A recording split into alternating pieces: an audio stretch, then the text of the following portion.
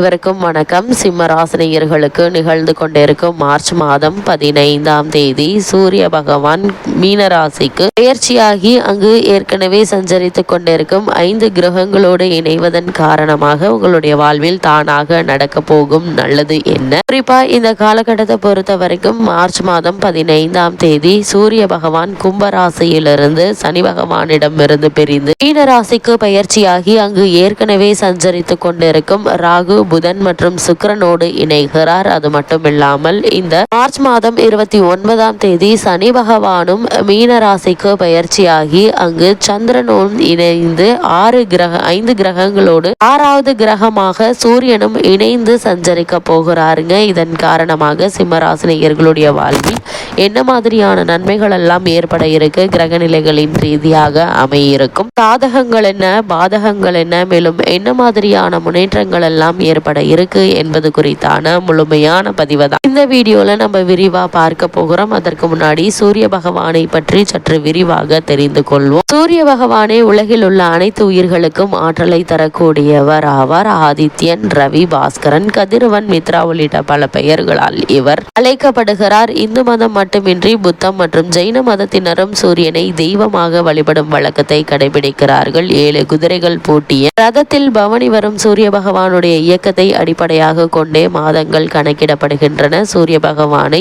எப்படி வழிபட்டால் நமக்கு என்ன பலன்கள் கிடைக்கும் என்பதை தெரிந்து கொள்வோம். நவகிரகங்கள்ல தலைமை கிரகமாக போற்றப்படும் சூரிய பகவானுக்குரிய கிழமையாக ஞாயிற்றுக்கிழமை கருதப்படுகிறது. ஒருவருடைய வாழ்க்கையில் பணம், பதவி, பெயர், புகழ், அதிகாரம், அரச அந்தஸ்து ஆகிய யோகங்கள் அமைய வேண்டும் என்றால் அதற்கு அவருடைய ஜாதகத்தில் சூரியனின் அருள் நிறைந்து இருந்தால் மட்டுமே கிடைக்கும். ஞாயிற்றுக்கிழமையில் விரதம் இருந்து சூரிய பகவானை வழிபடுவதால சூரியனுடைய அருளும் எதிரிகளை வெல்லும் பலமும் கிடைக்கும் என்பது நம்பிக்கை. அப்படிப்பட்ட சூரிய பகவானை வழிபடும் முறைகள் என்ன என்று பார்க்கும்போது, சூரிய பகவானை விரதமிருந்து வழிபட நினைப்பவர்கள் காலையில் சூரிய உதயத்திற்கு முன் எழுந்து பிரம்ம முகூர்த்தத்தில் நீராட வேண்டும். பூஜை செய்யும் இடத்தை நன்கு சுத்தம் செய்து கொள்ள வேண்டும். அர்ச்சனைக்கு ஒரு தட்டை தயார் செய்து அதில் கொஞ்சம் அரிசி, குங்குமம், சிவப்பு நிற மலர்கள், ஏதேனும் ஒரு பழம் ஆகியவற்றை வைத்துக் கொள்ள வேண்டும்.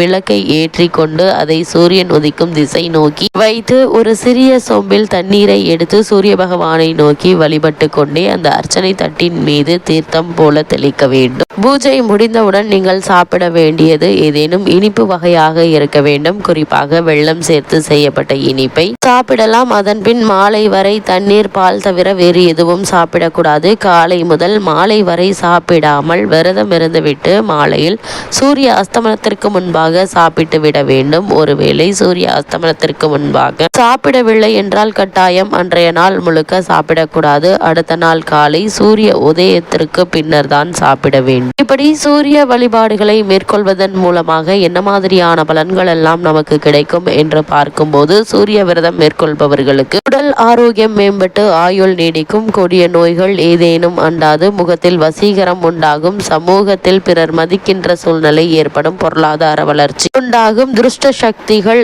செய்வினை, மாந்திரிகம் போன்றவை சூரிய விரதம் இருப்பவர்களை அண்டாது. தன்னை எதிர்க்கும் எதிரி அரசனாகவே இருந்தாலும் ஞாயிற்றுக்கிழமை விரதம் இருந்து சூரிய பகவானை வழிபட்டால் எதிரிகள் வீழ்ந்து போவார்கள். அத்தகைய மகத்துவம் வாய்ந்ததுதான் இந்த ஞாயிற்றுக்கிழமை சூரிய விரதமாகும். இந்த விரதத்தை ஒவ்வொரு ஞாயிற்றுக்கிழமையும் தவறாமல் இருந்து வழிபடுபவர்கள் வாழ்வில் மிகப்பெரிய மாற்றத்தை சந்திப்பார்கள் என நம்பப்படுகிறது. அப்படிப்பட்ட சூரிய பகவானுடைய இந்த பெயர்ச்சியின் காரணமாக சிம்மராசினியர்களுடைய வாழ்வில் மேலும் என்ன மாதிரியான நன்மைகள் எல்லாம் ஏற்பட இருக்கு என்று பார்க்கும்போது, இக்காலகட்டத்தை பொறுத்த வரைக்கும் முக்கிய கிரகங்களான சுக்கிரன் மற்றும் செவ்வாய் ஆகியோர் நன்மை செய்யும் விதத்தில் சஞ்சரிக்கிறாங்க. மற்றவர்களை பொறுத்த வரைக்கும் சுபபலம் பெற்றிருக்கவில்லைங்க. அதனால் இந்த தருணங்கள்ல வரவும் செலவும் சமமாக தாங்க இருக்கு. அது மட்டும் இல்லாம உங்களுடைய ராசிக்கு வாக்கு, தன, குடும்பஸ்தானத்தில் கேது நிலை கொண்டிருப்பதால பிறருக்கு வாக்களித்து விட்டு அதை நிறைவேற்றுவதற்கு நீங்கள் பாடுபட வேண்டி இருக்குங்க. அதனால் அதிக ஜாக்கிரதையாக இருப்பது நல்லது. கூடுமான வரைக்கும் மற்றவர்களுக்காக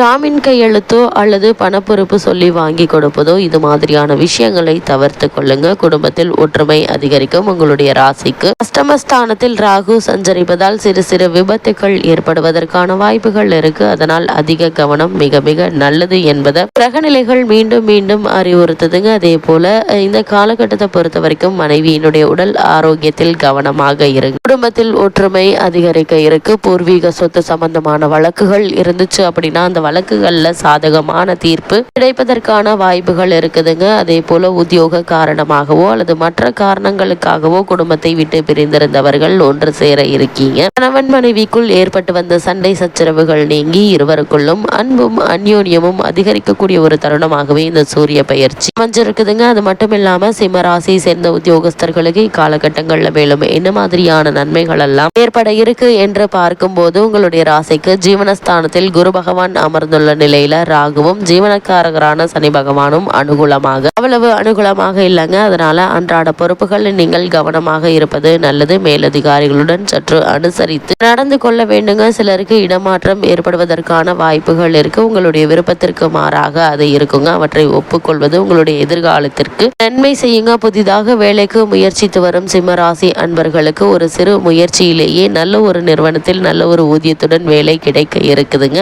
அலுவலக பொறுப்புகள் சம்பந்தமாக வெளியூர் பயணங்களின் போது ஆவணங்கள் மற்றும் பணம் பொருட்கள் ஆகியவற்றை பாதுகாப்பாக வைத்துக் கொள்ளுங்க. வெளிநாடு சென்று பணியாற்ற வேண்டும் என்ற விருப்பம் இருந்துச்சு அப்படின்னா அதற்கான முயற்சிகளை தற்போது நீங்கள் தாராளமாக மேற்கொள்ளலாங்க. ஆனால் இடைத்தரகர்களை மற்றும் நம்ப வேண்டாம் என்பதை கிரக நிலைகள் மீண்டும் உங்களை அறிவுறுத்துது. அதே போல் சிம்ம ராசியை சேர்ந்த தொழில் மற்றும் வியாபாரம் செய்பவர்களுக்கு இத்தருணங்கள்ல என்ன மாதிரியான நன்மைகள் எல்லாம் ஏற்பட இருக்கு என்று பார்க்கும்போது ராகு சனி பகவான் ஆகிய 3 கிரகங்களும் அவ்வளவு அனுகூலமாக இல்லைங்க. உங்களுக்கு சந்தையில் போட்டிகள் மிக கடுமையாக இருக்கும். உங்களுடைய சரக்குகளுடைய விற்பனை விலையை குறைத்து கொள்ள வேண்டிய அவசியம் உருவாகும். கூட்டாளிகளும் பிரச்சனைகளை ஏற்படுத்துவாங்க. உணர்ச்சி வசப்படாமலும் கோபப்படாமலும் நிலைமையை சாதுரியமாகவும் பொறுமையுடனும் சமாளிக்க வேண்டும் என்பது கிரகநிலைகள் தெளிவுபடுத்துது. புதிய முதலீடுகளையும் விஸ்தரிப்பு திட்டங்களையும் ஒத்தி போடுவது அவசியங்க. வங்கி போன்ற நிதி நிறுவனங்களுடைய ஒத்துழைப்பு குறைவதற்கான வாய்ப்புகள் இருக்கு. அதனால் கடன் சம்பந்தமான விஷயங்கள்ல அதிக கவனம் செலுத்துவது நல்லது. அதே போல் சிம்ம ராசியை சேர்ந்த மாணவ மாணவிகளுக்கு